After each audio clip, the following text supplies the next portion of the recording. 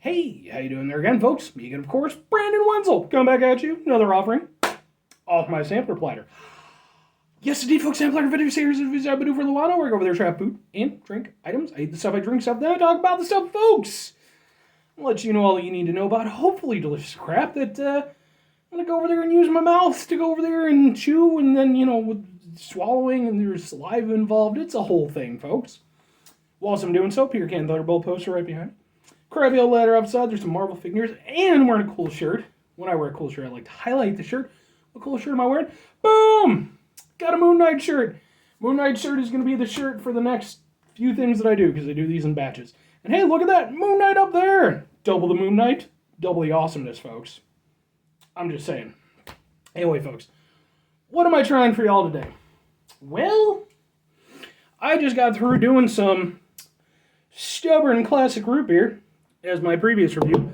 So we're going to keep on rolling. We got, boom, stubborn black cherry Tarragon. Okay. As I mentioned in my root beer review, I have had some experience with stubborn. They used to be available in Kmart. I also did a stubborn cream soda as part of my cream soda special. If that's not out, it will eventually be, provided I have it expired or for whatever reason just decide to delete all these videos or something like that. You never know. But that's a 4-parter. That one's going up regardless. But yeah, so when I got the cream soda one, it came as a 3-pack with the root beer and the black cherry Tarragon. So I'm going to go over there and I'm going to try this out. I love black cherry soda. And I've even mentioned this on Facebook at one point. When I was a kid, black cherry soda was like a regular thing. It was a thing that you could regularly get at supermarkets. And it wasn't like weird to get. You could get like a 24-pack of this stuff. I distinctly remember this. Now it's become like a very sort of specialty soda. You can still get it at some supermarkets, like around where I live, we have a place called Jewel. And they have them like in singular bottles. You might have them in like the glass bottles, for some of those. But it's definitely nowhere near as prevalent, and that's a shame because I really like black cherry soda. I don't know how I'm going to like black cherry Tarragon soda, but we're about to find out. Oh, shit. Well, there you go, folks. It smells black cherry-y. Damn it all. On the Moon Knight shirt. It's a black shirt. I don't fucking know. Why? I have no idea why. Ooh, that's interesting. Okay, let's get a proper sip.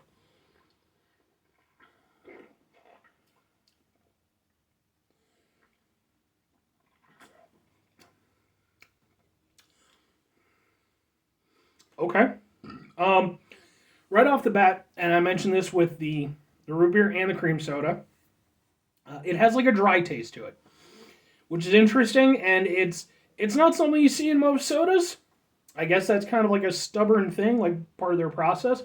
I appreciate it. I think it's an interesting element to have as a flavor profile. I like it.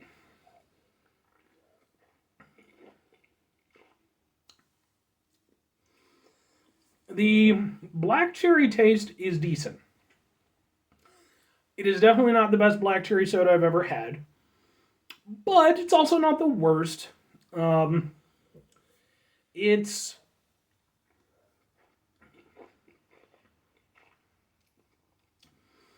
the cherry soda aspect of it is very light.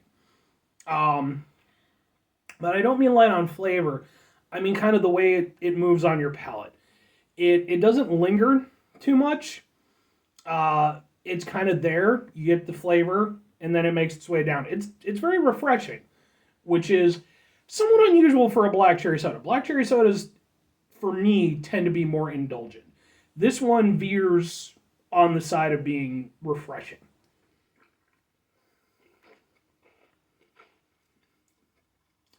Now, as for the Tarragon aspect, that's harder for me to say. Despite the fact that I clearly love to eat and drink things, I'm certain I've had Tarragon in stuff, I'd be lying if I said that I know like what it's specifically supposed to taste like. It's just I don't cook a lot, and when I do, I typically cook simple things. Not a lot of spices involved, unless it's like hot sauce or something like that.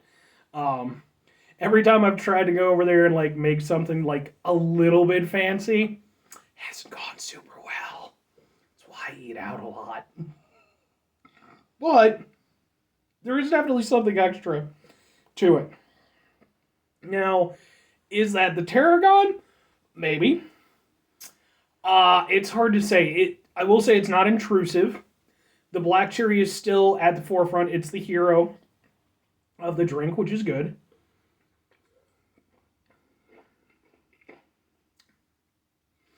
But there is kind of like an added little savory spiciness to it, I guess, which is a weird thing to say. But it definitely, like most black cherry sodas really punch you with the black cherry flavor because that's what they're going for. This is a little bit more complex than some of those. It's definitely trying to kind of give you a different experience. Like I said, it's dry, it's refreshing. The cherry flavor is still good, but then it's not trying to assault you with it. It's giving you it, and then it's also kind of, there's like an undercurrent of other elements that kind of carry it through.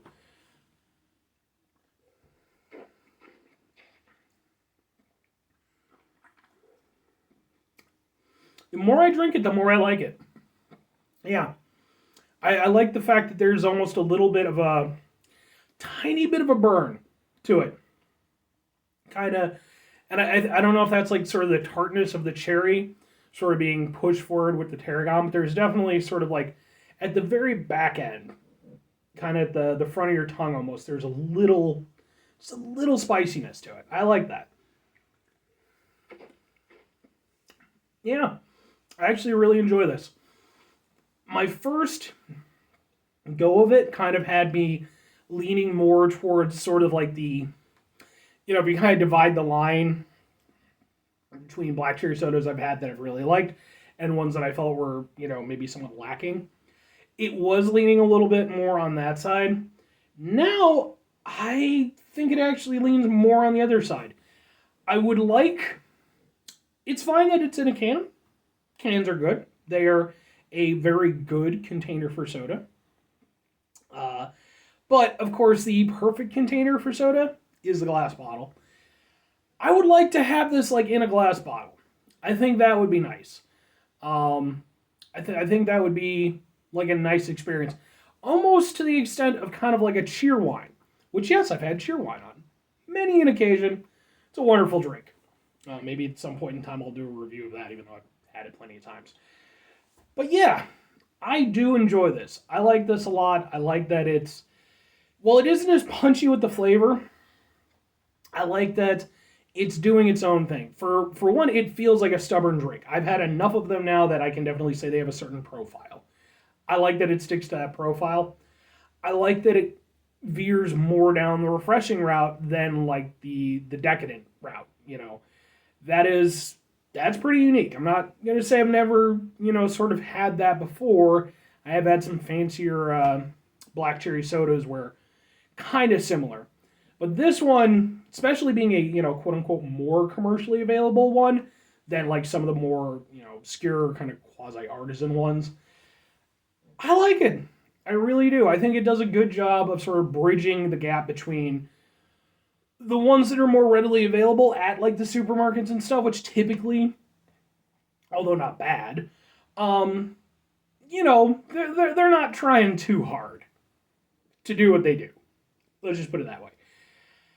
And conversely, again, the ones that are a little bit more kind of fancy and snazzy and stuff like that, I think it walks that line, and I think it does it very well. I like it. Now, would I recommend it to people? Yes, 100%.